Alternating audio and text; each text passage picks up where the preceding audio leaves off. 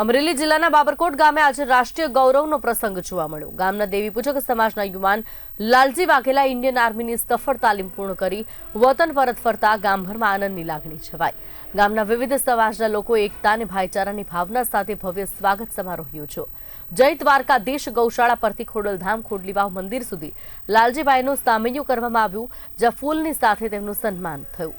ખાસ કરી ખોડલધામ ખોડલીવાવ મંડળ દ્વારા આયોજિત સન્માન સમારોહમાં ગામના સરપંચ સહિત આગેવાનો, યુવાનો અને વડીલો મોટી સંખ્યામાં હાજર રહ્યા।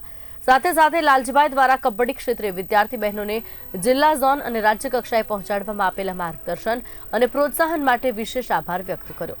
આ પ્રસંગે બાબરકોટ ગામે એકતા, ગૌરવ અને દેશભક્તિના ભાવને નવી ઊંચાઈ મળી હતી।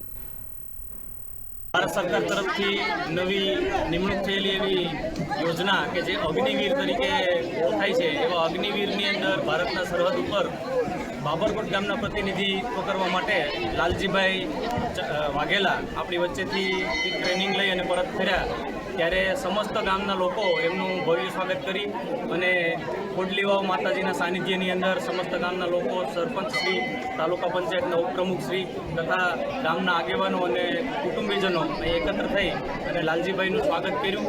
અને લાલજીભાઈનું સ્વાગત જોઈ અને ગામના બીજા લોકો પણ આવી પ્રેરણા લે અને મા ભૌમની થકી લડવા માટે તૈયાર રહે અને શિક્ષણ મેળવી અને આગળ વધે એવી શુભકામના સાથે આજના દિવસે એનો સ્વાગત સન્માન કાર્યક્રમ પૂર્ણ થવાઈ ગયો।